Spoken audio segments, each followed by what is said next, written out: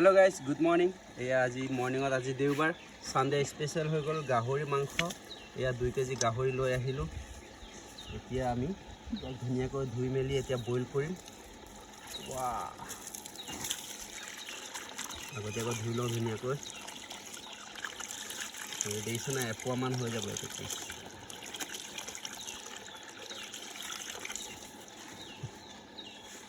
আজি Sunday special day মৰ্নিঙতে ধুনীয়াকৈ ধুই লওঁ।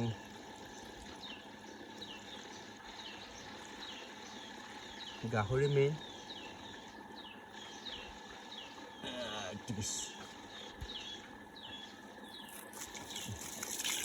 আকৌ ধুনীয়াকৈ ধুই লওঁ একবাৰ।